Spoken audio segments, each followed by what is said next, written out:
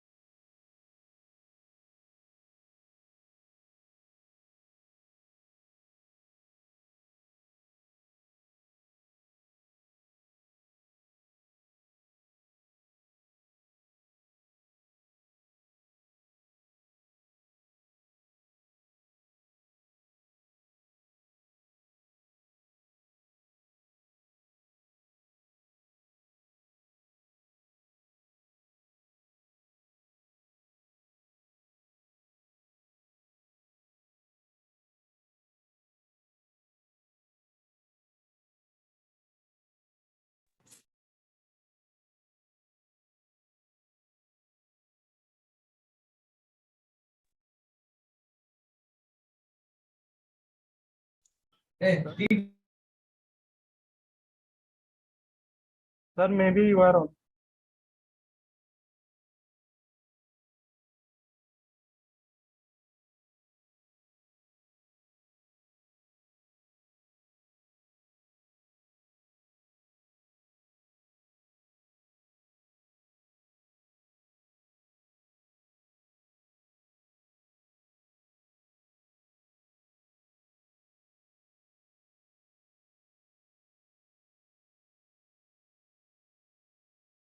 At the end of the sessions, today, we'll sort out all your queries. So we have just blocked all of you to connect and talk, so that I can just focus on the knowledge session the way it want to proceed. Okay, so we'll please keep chatting about it if you find it, if anything unusual.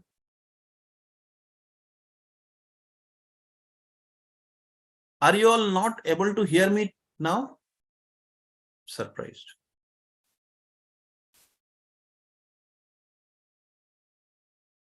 Vishnu, am I audible? Okay, wonderful.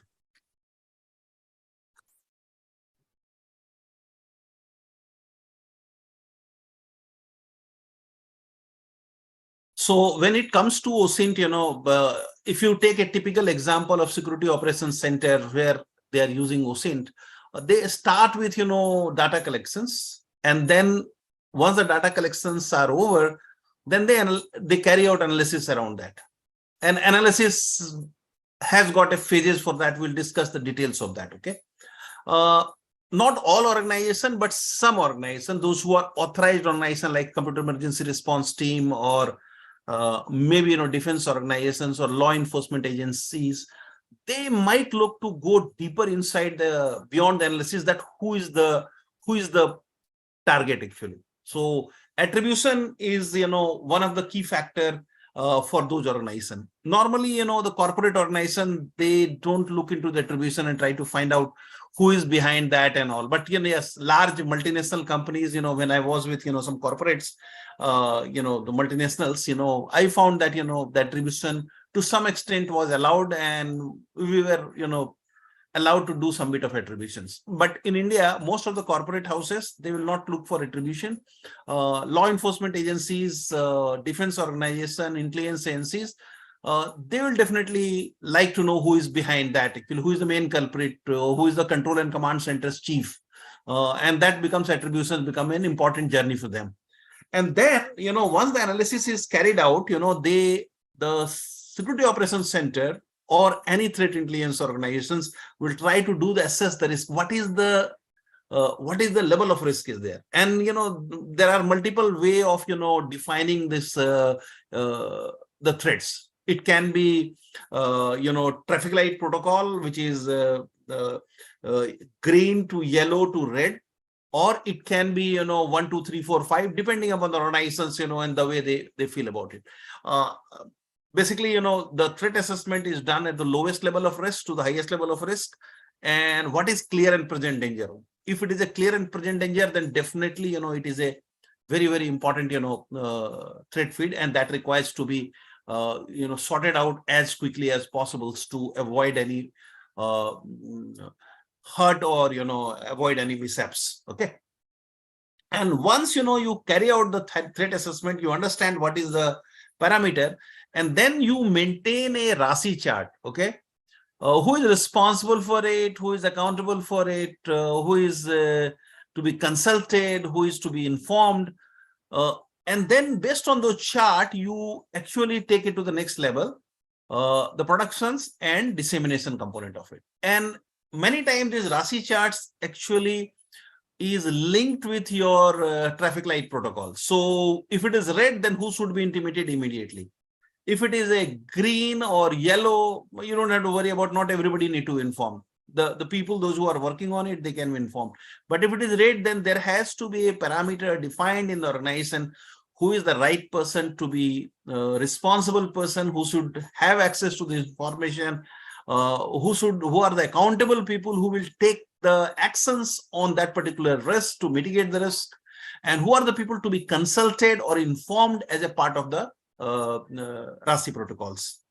And then the last one is the once that is done through production and dissemination of information, many times it is done through the in many organizations, there are various level of dissemination process are there. Sometimes it is through emails, sometimes through is the buzzers. Now I don't know whether you have heard a few days back, and NDRF has done amazing job. There was some testing happening along with the TRI. They have done it. If the risk is very high, a buzzer will different type of shout and buzzer will come to your mobile phone. Earlier, there used to be an SMS. It was not very effective. Now, the buzzer will come. So based on the traffic light protocol, who need to be informed, how need to be informed, a set of protocols are set, and the productions and dissemination of information happens. And the last one is that, the most important one, protections and response. So what is the immediate response? Is it a strategic risk or is it a tactical risk? Okay, if it is a tactical risk, then we can look for, protections and response on a continuous basis. So this is one cycle, it doesn't end here, because a cycle of threat intelligence is a integral part of Security Operations Center. So ongoing monitoring, and then legal and ethical considerations around that. Then what is the global scope? Global scope, suppose you have got some real threat feed which has hurt you, and now you want to inform your computer emergency response team or law enforcement agencies that, yes, this is something serious. I, as a good citizen, as a good corporate citizen, I must inform, the organization responsible and accountable for handling those threats, so that, the threat risk can be mitigated, can be reduced, or it can be nullified completely in a real-time basis. Then it comes the strategic decisions. Strategic decisions are those decisions which are not tactical in nature. So suppose, you have seen the type of attack that has come. It was very complex, and the attack could not be managed with existing tactical solutions available within the organizations. And then they look for strategic decision making, that should I invest something more on it, or should we create some countermeasures which are not absolutely new and it might require some investment for that. So the strategic decision making is also an important integral part of the journey of, threat intelligence. So most of the organizations, in this particularly in Security Operations Center, in Cyber Defense Center, they utilize this model. But if you are talking about the general, cycle of Osint, as far as the theories goes, these are the 4 requirements. SANS, in one of their documentations, they've talked about these four definitions. First start with requirement gathering, then retrieving the data. Third is the pivoting, reporting, and analyzing the information. And finally, reporting and dissemination of the information. And the cycle continues. As you see in this photograph, the cycle continues. It's a continuous cycle. It is not just a standalone cycle for that. Okay. Let's understand requirement gathering. The requirement gathering actually begins the process of cycle. So once the Osint analyst learns from the customer or the target group, from which the information has come, they like to ask some few questions, how I am going to do it, what I am going to do it, when I am going to do it, what tool I am going to use it, what will be my end outcome? Because normally the customer or your department or your, the process, in which, you are working for intelligence gathering, the requirements are presets, and sometimes it need to be discussed, diagnosed, and, insights are taken from the end user, who is a customer. End user can be customer. For law enforcement agency, it can be for some senior folks within for defense organization, there must be some hierarchical things. So requirements say that, this is the thing that need to analyze, please check. Law enforcement agency can give that, this person is potential culprit, can you find more about it? So once you gather those requirement and instructions, what is my outcome for that. So requirement gathering is based on the outcomes that you want to get at the end of the entire cycle. So once you start, this journey, this stage is very frequently skipped, as the people assume they know what their customer want instead of asking them for connects the requirement. And I have seen many times, even the Security Operations Centers, I've seen many times that they go keep searching for it without understanding what is the end goal for it. And by the time, you finish the task, you analyze it, do the reports, you find that answer comes here is not up to mark. So it is always good to ask right question, what exactly you want. What happens, I'll give you a practical examples around that. In Security Operations Center, an incident has happened. Now, in that incident, something need to be find it out. Okay. Some tactices are there, some, trade crafts are there, some procedures are there, and then some IOCs are there, and what exactly you want to get out of it, if you are not very sure about it, you won't be able to do the deep dive searches actually. There will be some standard operating procedures for every search that you do in the Security Operations Center, but not everything is covered as a part of the standard operating procedure. So many times you'll have to evolve it. So it is better to ask the right questions at the beginning of it. That provides you a long rope to really comprehend and go on the journey of OSINTs in a nice way, so that the outcomes are based on the expectation of the customer or the department you work for.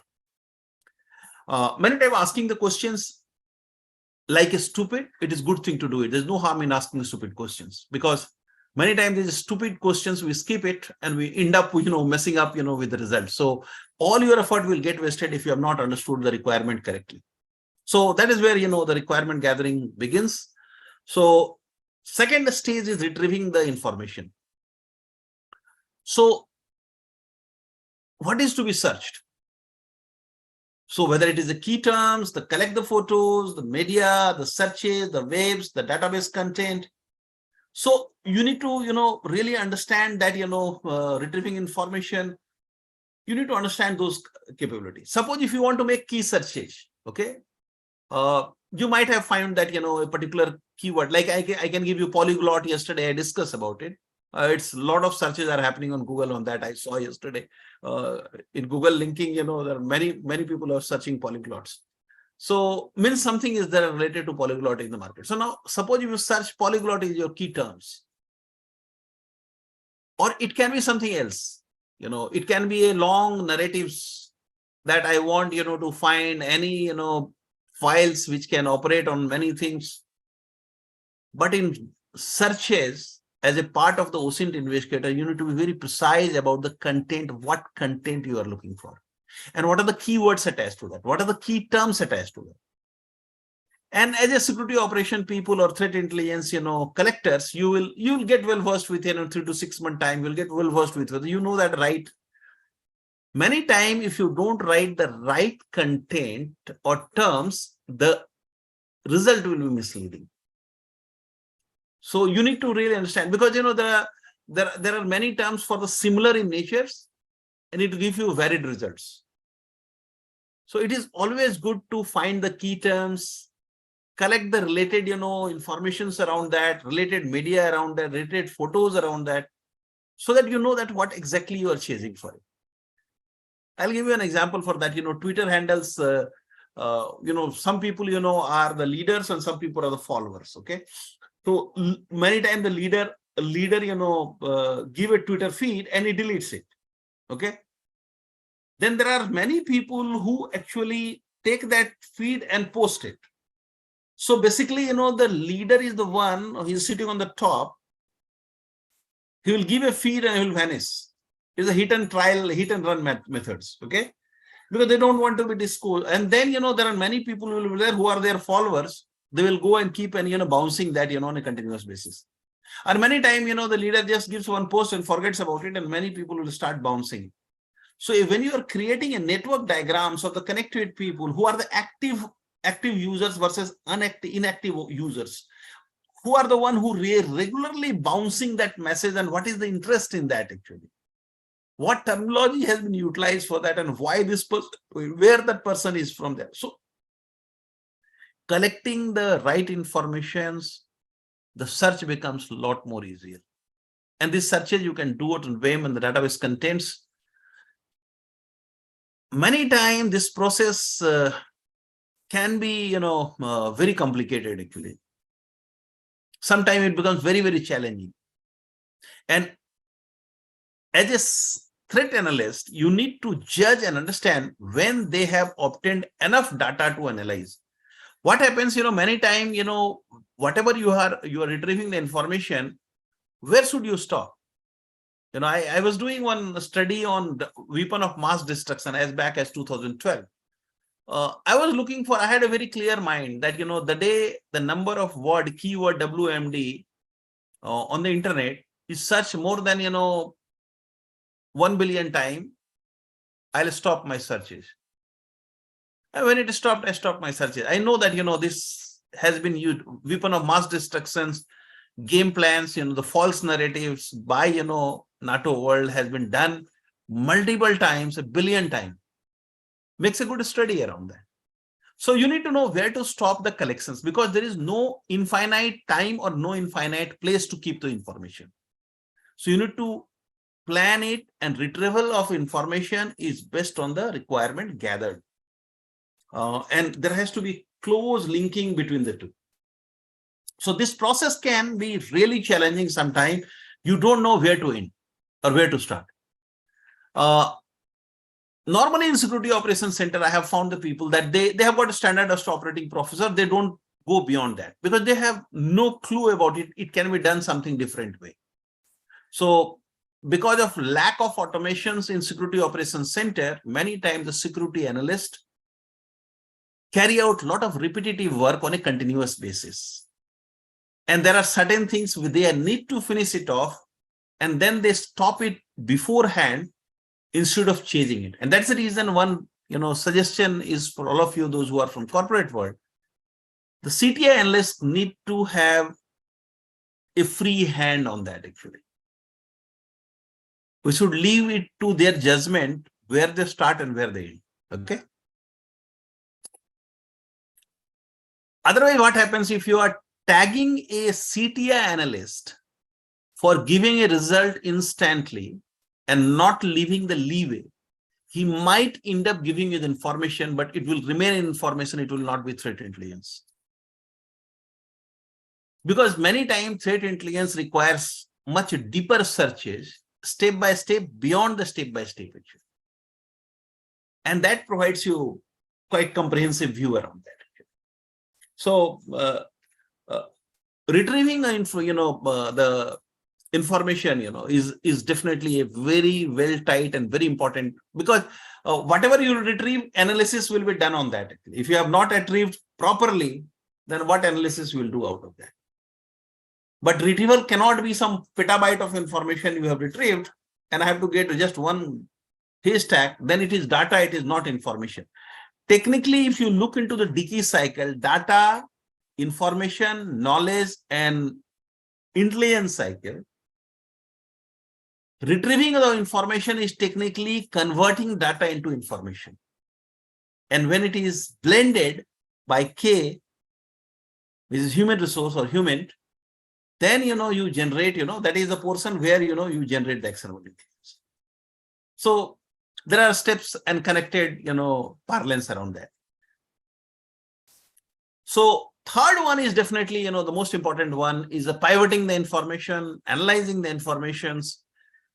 And it is not just Google it, okay? So if you think it is just Google it, Osint invaders just start from the place where the Google ends actually. So Google searches are the place from where the Osint investigator need to start. If the Google search is there, then you don't require an Osint investigator. So it's a very important stage in the cycle where the analyst examines the pieces of data they collected through retrieval of information, applies their brains to that actually, and their customers' requirement, what requirement gathering was there at the beginning, and sorts the data in a useful and less useful category, so that useful can be, carve out. It's almost like, when you are taking out the butter out of the, the curd, exactly that is the process. So there will be a lot of water, centrifugal force will take out all the, cream out, and then you collect the cream out of it. Whatever is not useful, just keep it there. It's important to understand that not everything is water actually. Still, there will be some cream which has been spilled out. You have not taken that into account. So throwing the data is not the right process. Many times you have to go back and retrieve the data for audit and audit trail purposes. So just be careful about it. Don't destroy the effort that you have spent, but rather wait for it before the investigation get closed. After that, only you go and dump those data sets for next investigations.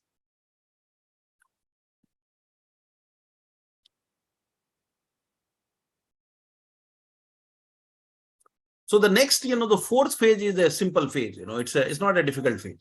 So technically in the Dickey model, D and K, the knowledge, the human, is blended together. Information and knowledge is blended together. And then you go into the actionable intelligence phase. The actionable intelligence phase is actually after analysis, whatever you got it, create in a nice template, nice way. And then, that information is shared with the consumer organization. So who can be the consumer, particularly in case of cyber defense? So it can be your, different IT organizations within the organizations. It can be your leaders of the organization, depending upon how you have created the RASI chart. Or consumer can be your certain that you have found something very interesting. And it's a good habit to share those information back to the right organization in the country who can prevent similar type of attack coming to any other part of the country. They'll be able to disseminate this information to the right folks and will be able to safeguard the nations as a whole. So it's very important to understand that sharing is caring. So when you generate the actionable intelligence, you need to be very careful about it, what you share, but the people knows it. If you are using, MISP based, thread sharing platform, or using the sticks taxi formats, you exactly know how to take out the private information out of it. But attack information sharing, I don't think there is harm in it. Please build a habit. If you are going to be in the SOC or you are in SOC, please make it a habit of sharing the information to the rightful person, so that, similar mistake does not happen across the globe. And we have got, we follow the principle of Vasudhaiva Kutumbakam, everybody's benefits is the part of our larger goal. So we must share this information to certain. In turn, certain can, spread this information across the country to all the organizations who are related to that particular attack methods, and the country can get benefited out of that. So in the first stage of the Osint, when we were talking about information gathering, so we need to have a lot of straightforward questions to us and to your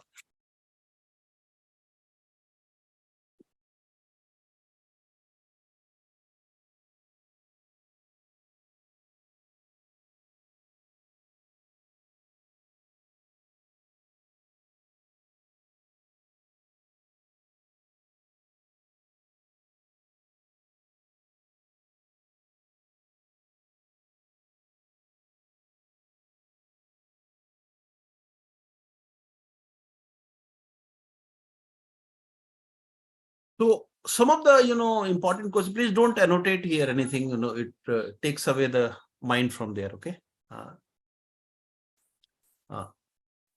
Some of the questions, topics that may be covered in this area of requirement gathering can be: what techniques are in or out of scope for the assessment? Are you allowed to connect to the target or not? Depending upon the organization's rules, policies, country's law, you need to, find out whether you are eligible to connect to the target or not. You cannot go and connect and anyone do the data mining from anywhere. So you need to be a little careful about the legal considerations attached to that. Okay. Second thing is that you must know if you want a particular output, what is the timeline you have for that? Now, suppose if it is you are doing to searches on clear and present danger, can you wait for 10 days time? No, you cannot. But suppose if something is clear and present danger, and you have to do that, you should know that, you have to give the response in some time. So based on the, user's requirement, what is the expectations, we must, figure that out so that, we can find the solution for the user organizations in a timely manner. Because if the user will always be in hurry. Also, you need to understand that user will always feel that I should get information right now. We should not wait for any time, but be reasonable on that. And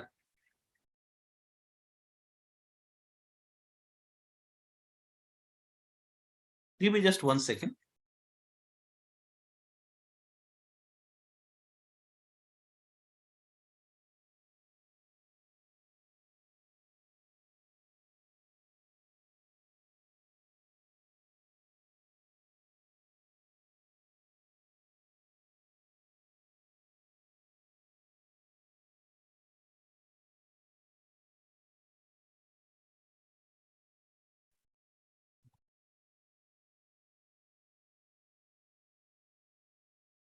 So it's always good to get the right insights from the user and right insight from based on your experience that how much time you are going to consume for that. Should have a very clear view so that user organization should not get, puzzled with that, you have delayed everything. Okay. So set the expectation at the time of requirement gathering time itself. Okay. And then, what content in what format does your customer want the output from your investigations? If the investigation is required in a manner, particularly Security Operations Center, if it is required in the manner of IP address, hashes, TTPs, techniques, tradecrafts, procedures, and it should be in sticks taxi format. If you know that, that's perfectly all right. You should, at the time of requirement gathering, asking this question is right. Are they just looking for a simple piece of information or a part of reports in a structured format? If there is no format defined, please define the formats. Because otherwise, what will happen, whatever you will gather it will not suit their requirements. And anything that you do, don't make anybody rework and automate to that level that everything is automated. So why I was saying that Osint is not just searching on the engine, it requires absolute 100% automations to get the right from input requirement, gathering requirement to finally report generation requirement, everything should be automated. And that's the reason Python is an important journey for that. So why we want, you people to know Python is exactly for that reason. Otherwise, what will happen that, you will have only two resources and you will not be able to provide the informations in the rightful format, and it will waste so much of information's requirements in the company. So anything that you automate makes the life easier, return on investment in the company becomes easier, and your life also becomes easier because you know that, same steps we have to automate it. So suppose if they want, do they want a simple word processing document or PDF, or they're looking for verbal briefing as well, then, you need to know that, okay, not only report, but also you have to give a small synopsis around it. When you are making large report, it is good to give a synopsis at the beginning of it. So that is, we'll learn, in the next 2 slides, we'll reach there. Okay. Now, one very important thing is that when you are doing the searches, okay, you want to do covert or overt. Let's understand covert and overt. Covert is that, you should do the searches without letting anybody know that you are searching for it. Overt is that, yes, I'm fine, you know me, I'm perfectly all right. But a threat analyst, should always use covert channels for searches. Because what happens, if your IP address of a company, you are trying to do scanning and doing the web scraping, they can block your IP address altogether. So next time you'll not be able to make the searches on them. So you should know how to, use proxies, how to use SOC proxies plus Tor, or you use some at least VPN. Minimum VPN is required. A trustworthy VPN, definitely not which actually send the identifier back to you. Also, never use the corporate accounts to do the searches, because that will, if the person knows about it, it will become very embarrassing for the organization. They can go and, many times, you have to cross the boundary of legal and beyond legal.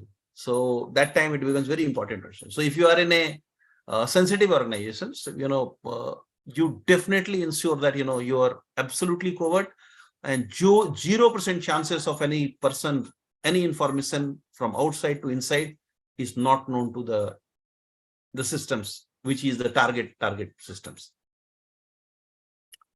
So many times name, address, phone number of the target, email address, username of the website, dates and time frames they are interested in. This information we should try to hide it as much as possible. Because they will, if attacker knows that you are already aware about it, attacker will become, conscious, and then they will not do and they will give you some fake information after that actually. So all the searches has to be as simply, covert. But, there are certain things that you already have a virus total, you already have an account. The company is in a static IP enterprise account you have. You go and search on the virus totals, no problem. It's a company account and you go for search for it. But if you're going beyond a domain, in that case, it becomes a critical aspect of it.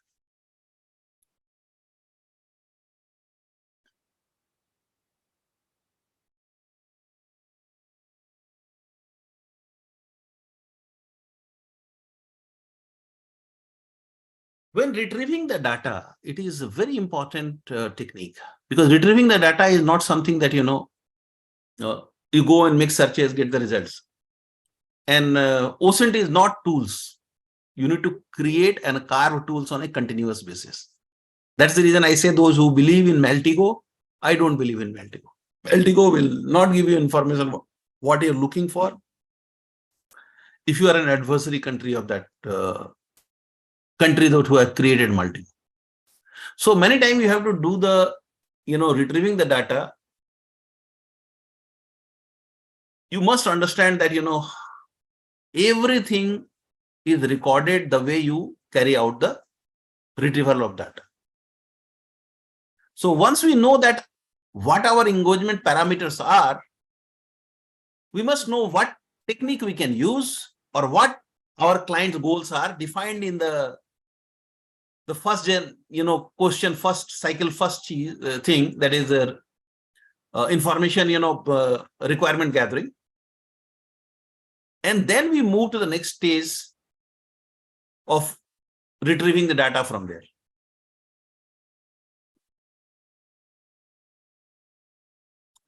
Once you are, doing the browsing of the websites, whether it is a system driven, browsing or manual driven, manually doing the browsings, particularly as a investigator, you must maintain the glossary. And there are ways, and I can share you some write-ups on that and how to maintain those glossaries. Okay. The glossary is that, whatever searches you have done, you should have the highlighted, what are the results comes out of that. You should definitely have it. And I'll show you, what glossary, is available with me, and, some public domain, what are the glossaries are available. I'll show you, So those glossaries, we need to maintain, because next time when you go for the similar searches, we should establish those, glossary into an automation process. So suppose today, I have seen site X, which give me Y information. And tomorrow, I need Y information. I'll go to X. But if you don't write it, plan it, automate it, you will forget about it. So it is always good to record everything that you are doing. Many times the recording can be done in your systems, or it can be done in external devices, depending upon what sort of testings you are doing. Because if it is the recommended way of connecting for the system to the network is not that you have a hard drive and you have got a nice GPU based system, so you have connected directly the system to internet. Recommended practice is that you should use live boot process, and you will understand what live boot process is there. Search for it. Okay, that's a question for you all. So you have to use live boot process either through SSD or through USB or old micro SD or SD cards. And most of the tool, there are a lot of operating systems are there, but you be careful about it. Every information, operating system shares significantly important information about you to the outside. So you should know what information are going out, how to limit those information, how to cut those informations, and how to maintain the privacy that you need to follow as a part of threat intelligence analyst. So the next journey for a good threat intelligence analyst is to become anonymous. But even if you are not 100% anonymous, you should be definitely following the minimum security practices which are required for a threat analyst. And there are a lot of study materials are there. You can, once we start doing the Osint, real-time Osint, you will be able to search it yourself. I don't require to give it to you. You will search it yourself. how to harden your systems, how to manage your operating systems securely, how to create a virtual machines, within the live boot systems, how to manage the security of your, operating systems, how to harden the kernels, how to, suppose if you are not, looking for any information to go, how to, manage your browser session, which browser you should use, can you use the minimized content within the browser, what are the ports are open in your systems, how to manage those ports. Security will become a greater asset for you for managing the privacy of a cyber threat analyst or threat analyst. Okay. So when you have done the requirement gathering, you should know exactly what information you want, in which format, it will come. You don't know about it. Okay. So threat analyst, intelligence analyst, he or she will go and dump those informations and then download all the data for analysis. Okay. So now requirements are there, fix, and then retrieval of informations are happening. The next journey will be your analysis part of it. Okay. Many times, this information, because what happens, for law enforcement agencies, everything that you do, if you document it properly, it will become easily, you can go and submit it to the, judicial systems in a manner where the evidences are very critical. So you say that, this information I gathered from here, it's a hearsay statement unless you have evidence for that. So whatever URL you have visited,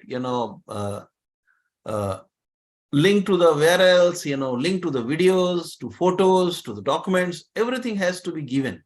It should be documented. There is a well-led process, and every organization has it, particularly law enforcement agencies. They know law more than judges actually sometimes. So they know exactly how to proceed. Otherwise, they know that, the court will not accept, the evidences which has not been gathered in a rightful manner, in a judicious manner, the way it should be done.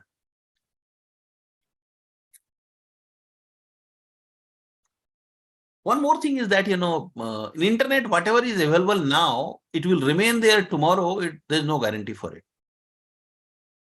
So it is a legal evidence. If you are taking it, then you need to be, taking those information in an absolutely proper manner so that this can still be preserved as an evidence and it can be submitted to the court of law. Many times these informations were there, it got deleted. When you are searching on archive.org, and there are many archive.org similar to that actually. There are archives in China, there are archives in Russia, there are archives in managed by GCHQ in UK, there are archives managed by many other countries.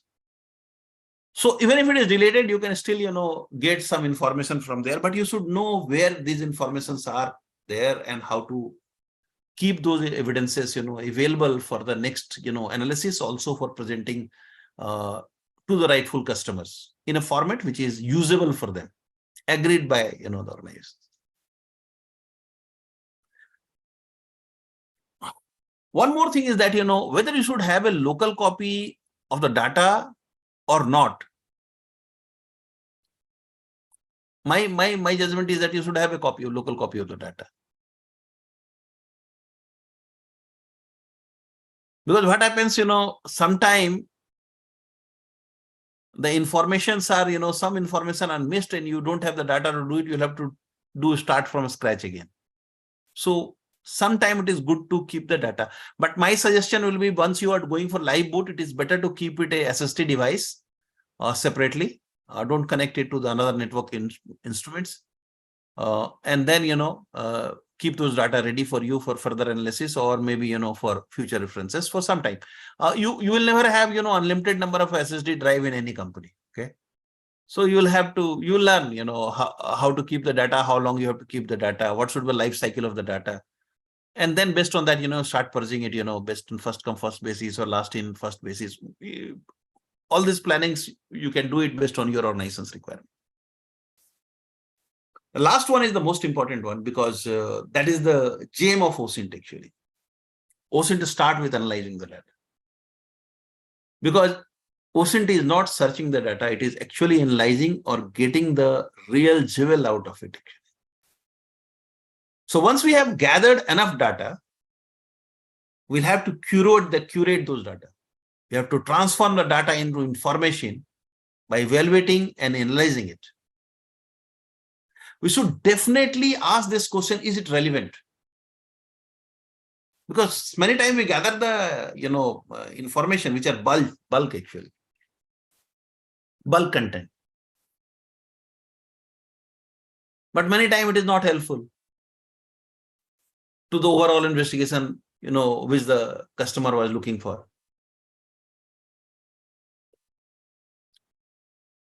So it is ask these questions whether the data is relevant for the investigation based on the gathering requirements, matches the requirement or not. That question you should definitely ask for. And second thing is that it has to be accurate, because actionable intelligence are not that something will happen in Delhi and something happens in Bombay. That is not actionable. It has to be accurate. So role of CTI analyst is very important, because your one misread information can lead to collapse of the investigations, or one can lead to information of those information.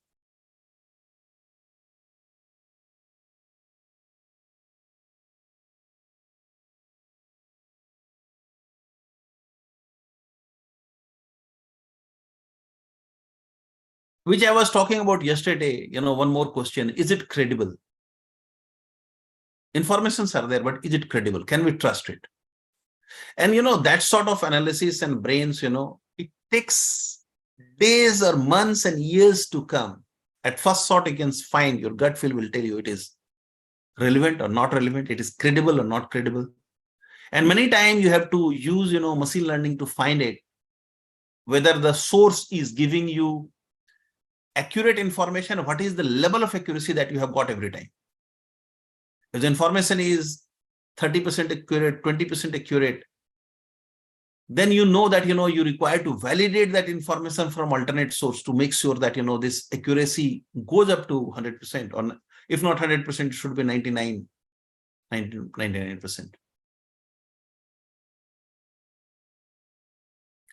Many times CTI analysts they give you information, but it is not relevant to the entire investigations. Bear with us for that actually, because CTI analyst role is to gather the information, collect, analyze it. Many times analysis may lead to wrong informations or maybe delayed information. Just blaming the CTI analyst is not going to work. As a leader of the organizations, you might require to think through whether it requires some bit of automations attached to that. And automations might require some extra funding and some extra resources so that the automations can take place on a regular basis. Every failed CTI gathering activities, there should be a root cause analysis for that every time. Whether you have failed at the information gathering level, whether you have failed it at a retrieving level, or whether you have failed at the analysis level. This question must be asked, depending upon, the threat perception that you think about that event. A threat perception is very high, is a red, and if you have failed, boss, it's a disaster for the country and the organizations. So it's a very serious job, boys and girls, ladies and gentlemen. It's a pretty serious job, because one line miss here and there, it can lead to collapse of some of the pillars. So be careful, be accurate, look for credibility of the informations, corroborate it. Corroborating is that you got the evidence, you corroborate it with 3 more things, if it is possible. If it is not possible, then you have nothing to do with that. But test, try, trust is the right approach. Your gut feel, your brains, whatever says for analyzing the data. Many times the heart and brain will not work together. Heart says this should happen, but brain says it does not exist. So as a CTI analyst, it is good time to think that, there is a cohesion between your all part of your body, and think through that, whether you are coming out with the rightly corroborated information, not just hearsay statement. Otherwise, the trust that organization bestow on you may go for a toss actually. But it doesn't mean that, every time you have to be successful. One very important thing, that a CTI analyst, will fail. Don't worry about that. Because so ultimately it is analysis from the open source. But try to reduce the errors, do the lesson learned, capture it back. And then, don't make the same mistake in the future. And then you can move upward in the journey.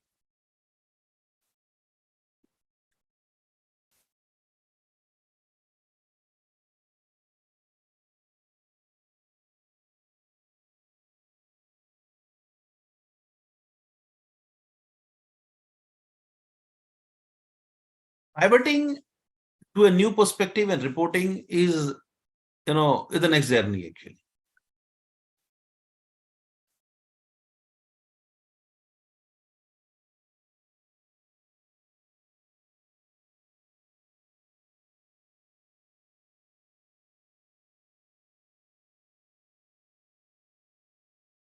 If prima facie, if we have gathered the informations, analyzed the information, it satisfies the client's goals for the assessment, then we can straight away move to the next level, which is reporting actually.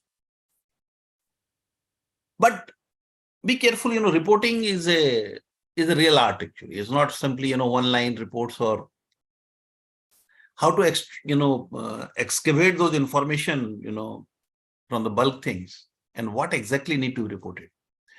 Average, if you are thinking about it, average senior executives, in any organizations, they take around 116 decisions every day.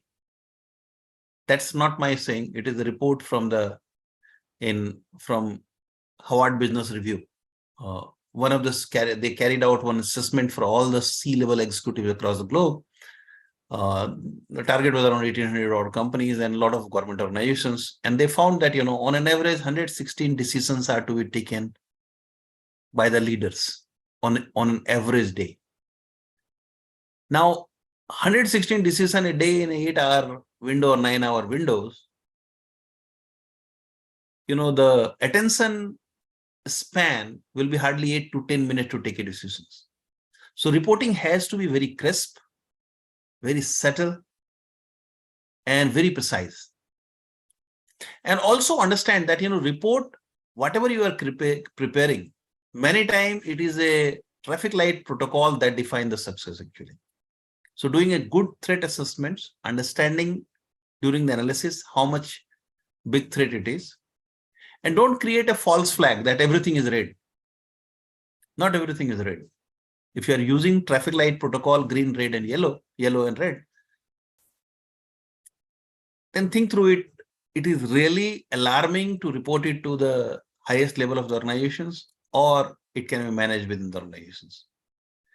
These judgments, it comes through the, experience and exposures, not through just mere educations or training the way we are doing it here. But you'll learn it. Just keep it in mind that attention span for the leaders are very less in a complex world of working in the complex problem statement. So requirement has to be, and whatever information you are pivoting has to be accurate, and then only do the reportings. So we'll cover some goals of Osint collection. Okay.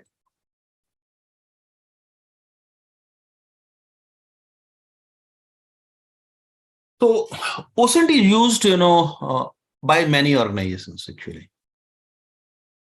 It can be used by the journalist. It can be used by citizen through citizen Twitter feeds.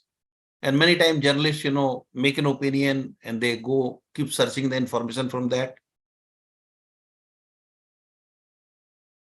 Business, company, organization can look for, perceptions, how the market is shaping up against them, or rightly or wrongly.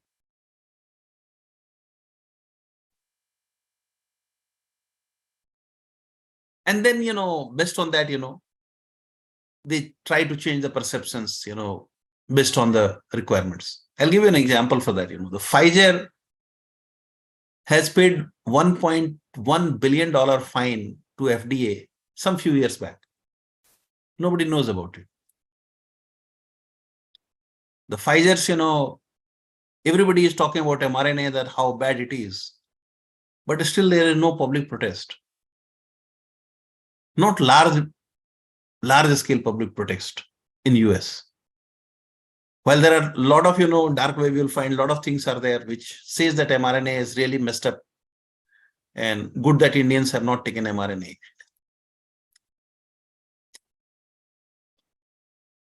So many organizations, they take the, Osint roles. Today I found something very interesting. Okay. DMK is looking for Osint investigators. DMK is a party in Tamil Nadu, is looking for an Osint. I have got advertisement. If anyone of you are interested, I'll send you. A job is exactly that. They have to do the fact checking, information gathering, analyzing, giving a report on a daily basis. How the perceptions of the masses are changing. What are the negative feeds are coming? What is the sentiments of about the party? They're looking for a Osint investigator. So even the political party can look for, Osint analyst for that purpose. Apart from that, there are definitely, law enforcement agencies are, many times the parents, they want to know about the children's, okay. The corporate, they want to know about their employees. They can know about their competitors. And it's a $1 billion business for that, actually. It's a $1 billion of business for the corporates, in Osint in that area. Because before I launch a product, I'll do the complete assessment of all my competitors, and I'll know more about them, they know about themselves, and then I'll try to go to the market.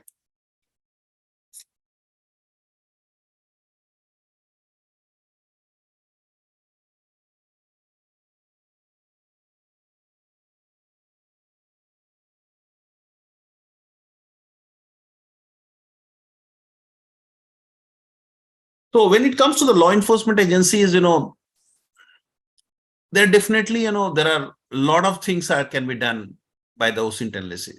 Based on some of the document that I saw it in CIA's, leaked documents, I was surprised actually. The amount of work happening on the Osint space in US, and the way they are funding many of these entities across the globes, tech entities, through intelligence fund, and they try to, do many things, which includes, scrutinizing online posts,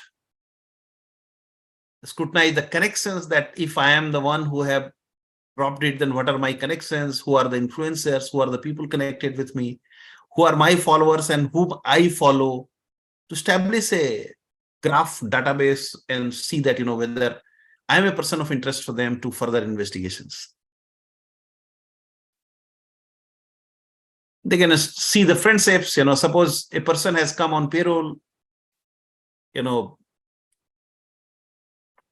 I hope all of you understand payroll, okay? Somebody has committed a crime and he's in jail and he comes out on payroll for certain things. Who are the people who are meeting? Who are the friends? Who is connected? Who are the people who are chatting with? So friendships becomes an important component. Then visual media, if any videos are available for that, which place he's visiting. He was supposed to visit his father's funeral, but instead of that, he's visiting somewhere else and showing a video, somewhere else. Law enforcement can take relationship, identity, identify potential threats. There are, gangs, the hate groups on the social media. I don't know whether you have seen it in every day, more than 300 bots or channels are blocked by Telegram for ISIS. Almost 300 on an average. You can search it yourself. ISIS bots blocked, or terrorist groups, mostly, ISIS related. So it provides, significant amount of information. So Many times social media is utilized for recruiting the gang members, recruiting the people across the borders. And social media is known for that, So, and not just, WhatsApp, they keep changing. If you look into the new generation, threats are coming from Wire, Discord, peer-to-peer communications. Moving, entire, hacker community is moving out of, all these components. Telegram, only some stupids are left. The actual good guys on Discord, they are on Wire, they are on so many other channels are there. So for law enforcement agencies, definitely is a huge amount of, information available there. So, and there are ways to find it out. Actually. There are ways to find out, who was there, where he was. Many times it is open source. I don't know whether in India it is not there, but, if you want to know that, how many times you have driven a car and you have been fined, it is there in the public domain in US. In New York, it is police database is there where you can go and search for that. Those information can become a very interesting site for you that, this person is coming to India. He has done some crimes in the past, is in now India. And, when they come for the passports and other things, you have all the information. So many things can be done. It is just a realm is very, very big, actually. It is all about connecting individuals in network, creating a pattern, unveiling the intimate relationships, and finally facilitating an identification of key members of gangs in both small cells or larger groups. And then we can do the geo mapping attached to that and find that, what is the next thing that is going to happen. And many times social media are utilized for big things, actually. Big and nasty things. So for law enforcement agencies, definitely, if you look into, the realm of information warfare, almost every country across the globes are having deep intelligence funded information warfare capabilities. In country like Pakistan, they have got a full-fledged brigadier or head higher than brigadier level person actually doing this entire information warfare activities. So from the defense perspective also, it is a very, very, and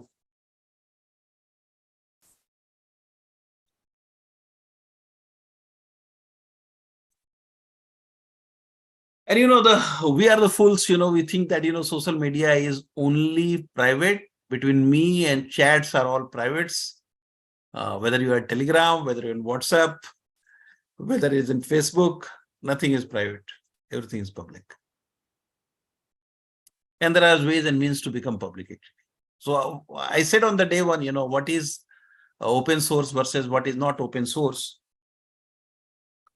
Open source are all those components where you have access to it as an investigator. And there are means and ways for becoming omnipresent. And a good, CTI analyst, they need to follow those cycles.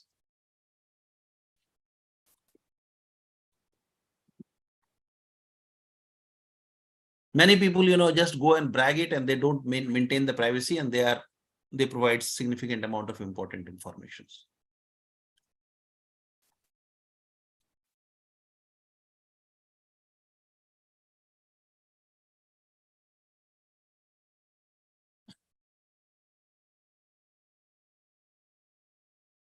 And there are a lot of case studies are there, for law enforcement agencies, significant amount of stories are there, platform like Facebook has been utilized for finding the most wanted one. And it has been experimented by Los Angeles police. It has been experimented by Ohio police. It has been experimented by New York police.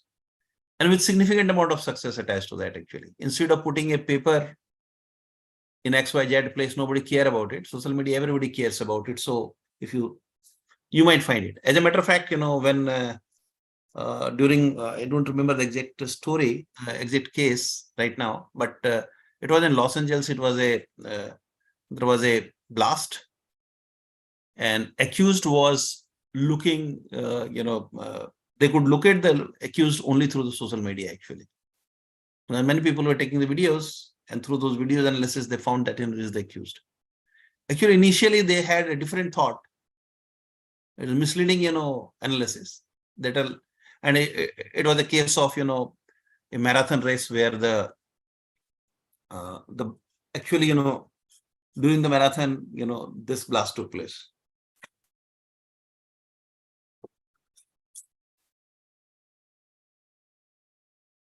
And, social media based, most wanted list does provide significantly important, because what happens in the police organization, everybody follows it.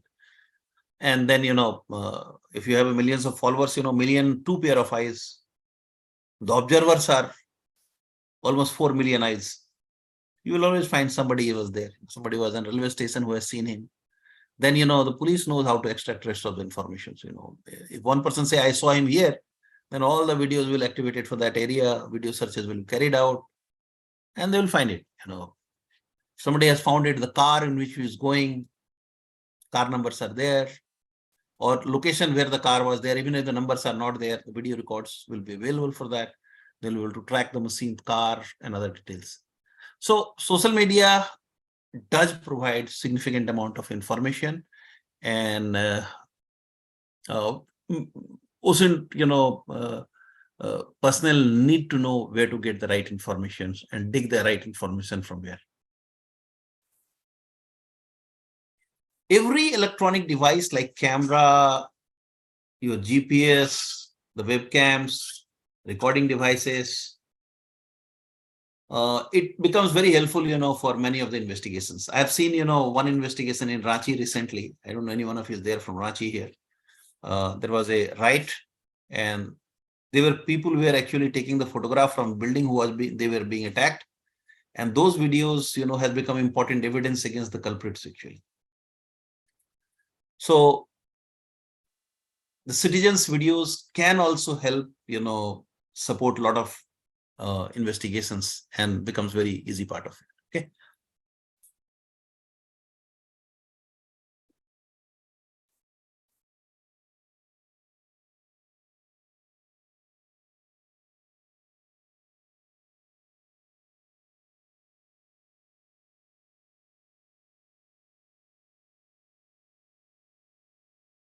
Many times, geolocations gives you a very clear information. Somebody has said that he is in Pakistan, he's in India, and actually he's in Sialkot in Pakistan.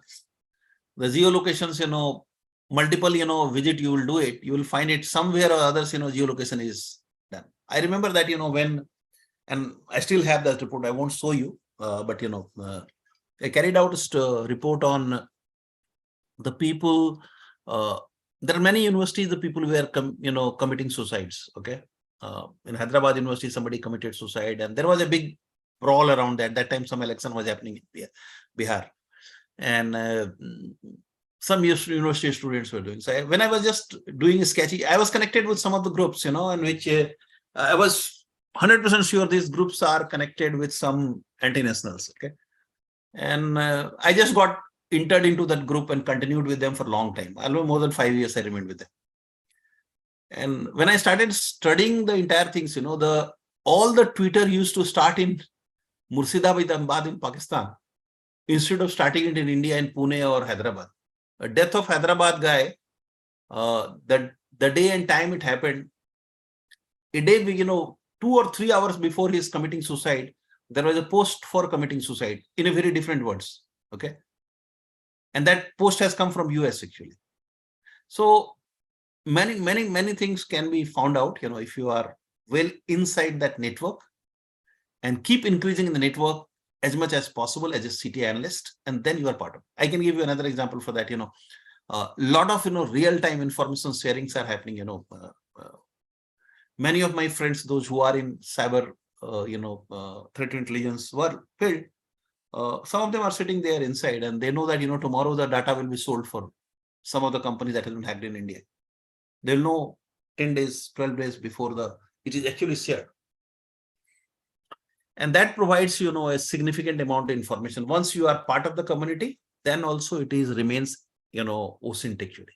But how to enlarge your community, how to create avatars, how to create your photographs, how to create your life and death scenarios, how to nurture a child from 0 to 15, 20 or 25 years, how to create a person from 15 years to 45 or 55 years, and how to get those photographs, what to get anytime, it's not very difficult to get your the telephone number of some other countries. You'll always have some friends they will lend you, and you can have your persona from there. So there are ways and means of doing that, becoming a part of the cyber, threat communities. And then you have got first-hand information coming for you, and you have safeguard your own countries, actually, your own license and your own countries.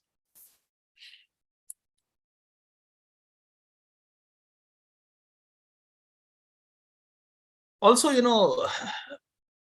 don't try to go and look into, information in dark web, even if you have the link for that. Just be careful, because dark web is not something that you should enter immediately. That's the last thing that you should go for that. Okay. By the time you should know how to manage your footprints, how you become zero footprint, then only you go there. Don't go there just like that. But the moment you go there, your all identity is leaked out and you are finished. Many times you will get the marketplace, based on the link which has been shared by the intelligence agency of some other countries. And you go there, your footprints are aggregated. So many times we become very smart. Oh, this is very easy to do it.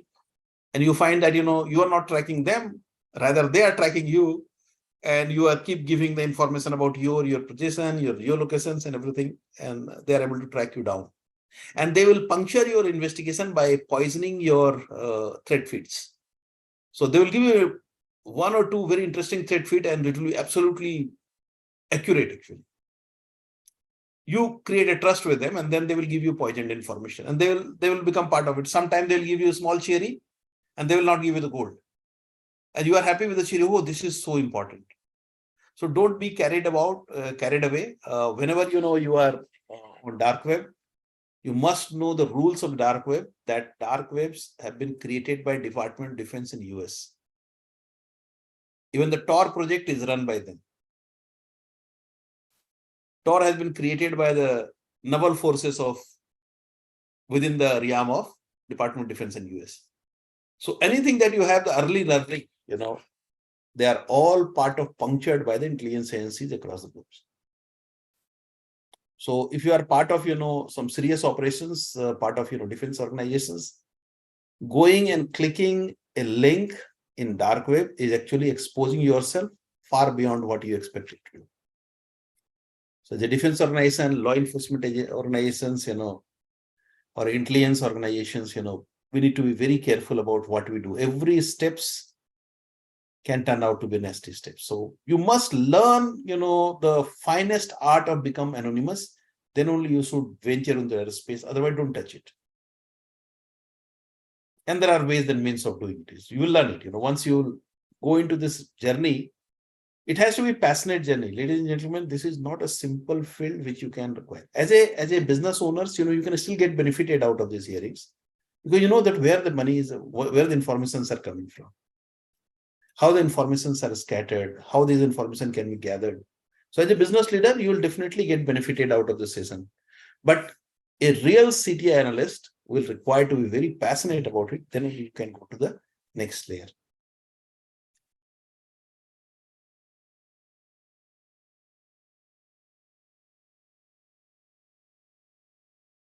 The last 2 years' time, there are more than 7 groups has been busted. This is an old story of 2019, but there are 7 group has been busted. As a matter of fact, the Revils, some portion of Revil has been busted. The Conti, one of the nastiest ransomware, some portion of that group has been busted. Not 100%, because it reappears actually. Revil and Conti reappears only after some time. So despite all the bustings, they still continues. So you need to be like them if you want to be them. Okay. If you want to be law enforcement agency or intelligence, agency personnel, then you need to learn the art of being anonymous. If you are not, Osint is not a normal job. It's a something abnormal job, and it doesn't suit you to require. And it's not a part-time job. Many time I see that, God bless the defense organizations, and that most of the time they come for 2-3 years time and then leave. It's not part-time. If you're a decision maker, please ensure there is a cadre within your organizations. In all my speeches, which is happening every Friday with Ministry of Defense, I am telling this information. Many decision makers are coming there. Hope that, they'll be able to take some decisions around that. Cyber and, Osint is a full-fledged game, and you require full-time persons, because it's not something that you can learn it in 6-month time, fly-by operator, and then 2 years you leave this place.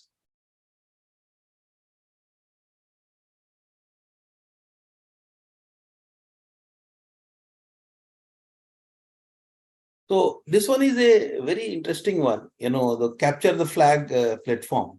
And there, don't go with your own ID and passwords, okay? You can find this information very easily. Any hacker site you visit, you should never reveal your identity, and you should never reveal your locations and machine related details. And if you want to know more about that, I'll share you some information, read it. But any hacker's platform, when you visit, you need to be 10 times more careful about it. Okay. So going and clicking it easier, but getting hurt by that is very high actually.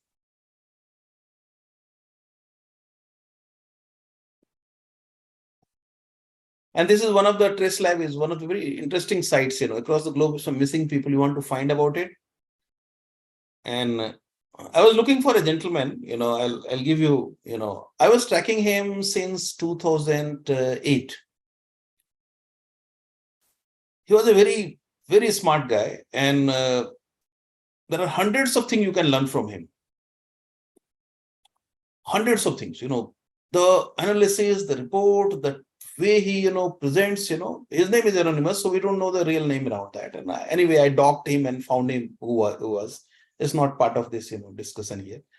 But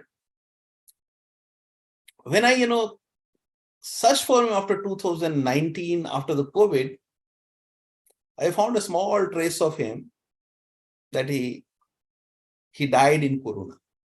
Okay. After that, all his accounts were shut down. Everything was shut down. Then last 1 year, I am seeing the footprint of his attacks. The technique he used to discuss 7 years, 6 years, 5 years back, it has come back now on India.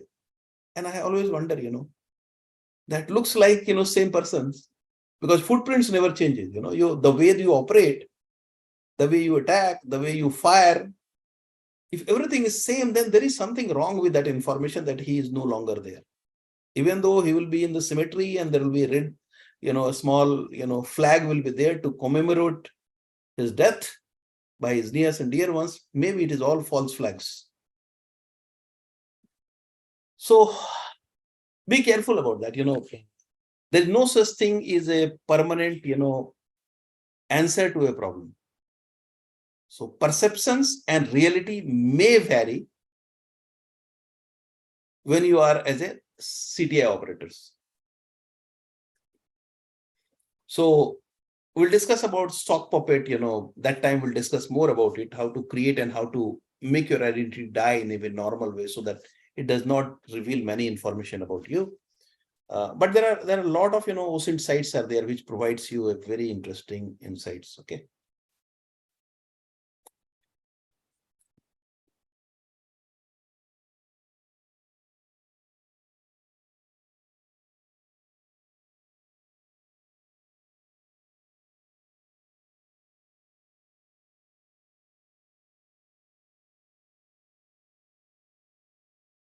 So the last 7-8 years time, we found that a lot of child pornography videos contents are appearing on social media. The frequency has become very high. Earlier, it used to be there on the dark webs. I've started seeing that, trend has changed and many things are coming in the open space. And there are a lot of good organizations are there who are actually finding the source of their, providing the link to the organization.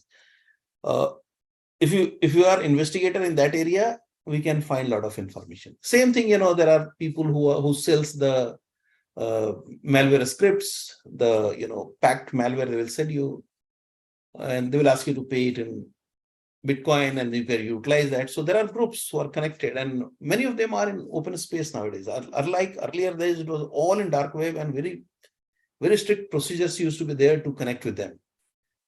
Now, many of them are, really managing it through the bots, and sock puppet in so smart way that it's very difficult to find it out who they are, and they remain there in the open space. And that makes the journey for Osint professionals very handy, because instead of looking for the persona, forget about his name, photograph, his identity, all are dumb, dumb things. Forget about that. Try to find the footprint of that person. What exactly does, how he behaves, what are the modus operandi, where do he gets the source from that. Many times you investigate and find the source of information which he's sharing. Go to the source, then you'll find the source he's connected with that actually. Because unless you are connected to the source, you don't publish that report. So now you find, the similar behavior, that what are the reports he has shared in some other places.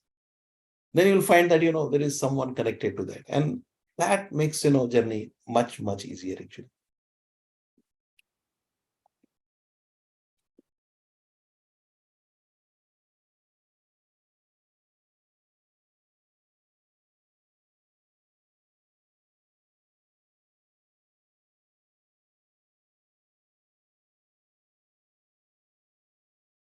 This is another story of, you can read it out. Very, very neatly done. And this has been done by Chris Hednagi, is a brilliant, social engineer. One of the finest, there is one gentleman recently died. This is Mitnick Kevin. He recently died. He was also a great social engineer. And I think next big name in that layer is Chris Hednagi. And he's really unmasking the online child predators. And some of, the posts that you don't see it directly from him. It is coming up, which linking a lot of social, child abuse like cases related to big guys, Epstein and others, connected with Epstein in US. You can search Epstein about that. You'll find a lot of information, because there are all big names are connected to that. And it does something awesome work around that. So Osint has got a role to play as a social activist also. Many times you can create your own capabilities, find the fake news, any information warfare related things are there, connect with the groups, share with the, the government agencies, and be a contributor to the success of the nations. Not necessarily that, you need to sell it. Many times you can, provide the information to the different agencies within the country, and that provides you a lot of solace that you are contributing, even though you are not in dress, the defense dress, but you are actually contributing to the success of the country. So Osint has got many dimensions, ladies and gentlemen, and I can tell you that I really love this subject. Not that I'm super expert on this area. I'm sorry for that. I'm still learning, 10, 12 years, but still learning. And learning will continue till I close my eyes.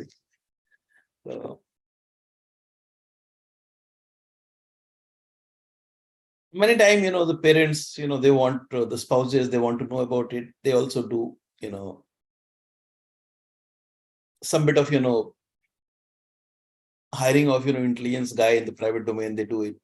And many times it is not worth doing it, but, many people follow that and they can earn money out of that actually. So you don't have to do the bad thing. Many times good thing you do it and you make money out of that. Business organizations, they employ Osint in many ways actually. Cyber threat intelligence is one, insider threat management is second. Third is your, competitor assessment. Fourth is that, your market perceptions in the market. And there are many actually. You can find the competitive intelligence. You can find candidate screening, the person who is coming to your organization as a job, what is his background, whether he's extremist, whether he has got extreme views, or, he is coming from a competitor's organizations. Then you can find the employee behaviors, what he's doing, how he does, what is his social media profiles, whether it is a Jekyll Hyde characters, he's very calm, quiet here, but he's going, there was I remember a case, I will not share the name of the organization because I'm still bound by the NDA, non-disclosure agreement. I found one person in the organization was going, so we have done something, like the insider threat management program. So inside the threat management program, we were collecting the logs from various sources and analyzing, is this a potential danger to the company? It was not country, it was whether it danger to the company. And, we used to sign the declaration, that these are things we monitor. So it is company's things, you should use it for company purpose, nothing else. So if you are misusing the company resources, the company has the right to surveil you. So I found that one person in a group of 300 people, 1% daily visits 10 to 15 times to a website which is astronomy related website. Now, up to there, it was very okay, but it was abnormal behavior for me. He was a very cool, soothing guy. That is what I came to know from his antecedents from the HR. I said, there is something terribly wrong because this guy's behavior does not match the behavior online. And what he is doing, nothing to do with, normal person. So we started investigating the case. Because when a ticket is open for a particular insider threats, then, that, this is, we need to investigate that further. So we didn't, handle him. But what we did, we created a screenshot of all the work that he was doing. Earlier, we had only the, what site he visits. Now we enable a monitoring component in his desktops. We started monitoring screen by screen monitoring. And it doesn't happen just like that, because in the insider threat management programs, you have got many parameters, around 100 odd parameters. And all parameter, if you are in the red, then only this monitoring starts. So that was the way it was. So we started monitoring him screen by screen. They found that this person goes to an astronomy site. It's a normal astronomy site. It's nothing unusual. But in 5 part or 10 part of the day, he goes and writes the longitude and latitude of the place, precise longitude, latitude. And then he puts a numbers. Some 10,000, 50,000, 10 a.m., 5 a.m., 9 p.m. And then he put a numbers. This is the only information was available to us.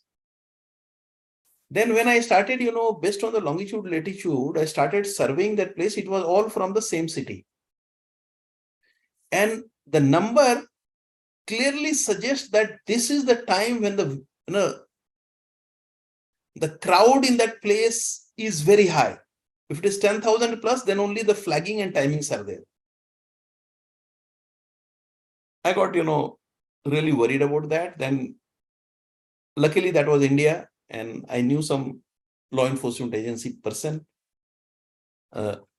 informed them that, and we got all the information. I did it, without informing the organization. I should not have done that, but I got all the information. I just coolly shared it with one of the intelligence guy. Within 2 days, I think in the middle of the night, he was picked up and a major incident has been avoided. So you don't need to be in the law enforcement agency. You can be a good Osint analyst and you can avoid some of the mishaps that can happen. But yes, respect the legal considerations always, that's the prerequisite for success. Okay? Don't do anything which is against the legal, purview of the country. Okay. So the company has got, a lot of things, competitive intelligence. They want to do the Osints for candidate screenings, the employee behavior, location tracking. Suppose I have got a sales agents. Okay. I want to know that all of them are on the same place where they are supposed to be. Okay. If somebody sends a report, I met 5 people in this place and actually he has not met it. So many organizations have started doing the geo tracking for those people. Then many times, they do it for due diligence for merger and acquisition. Is there any bad name? Is there any product defects has come? Any suit has been filed? So there are organizations actually who does, complete, corporate, searches before a merger and acquisition decisions are taken.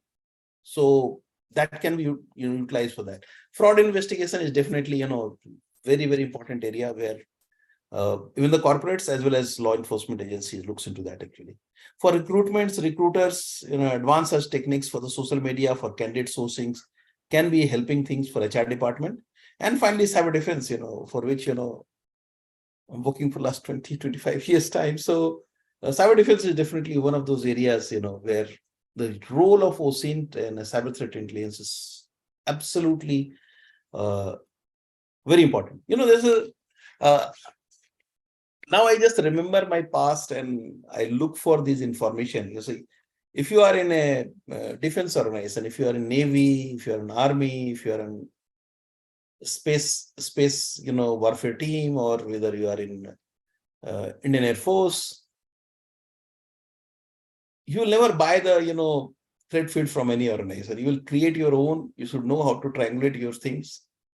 Only area cyber battlefield, we only procure, we don't build our capabilities. And again, tell you that, it is always good to create a situational awareness around you by using real deep Osint techniques. And this will generate significant amount of actionable intelligence rather than buying things from someone which is nothing but mere information. Then you have to do the pivot, you have to find it, and you'll find zero out of that, and 90% time it is waste of effort actually. So it is always good to build your own capability. And also when you have built it, you should share this information back to the country through certain, so that this information can be regularly utilized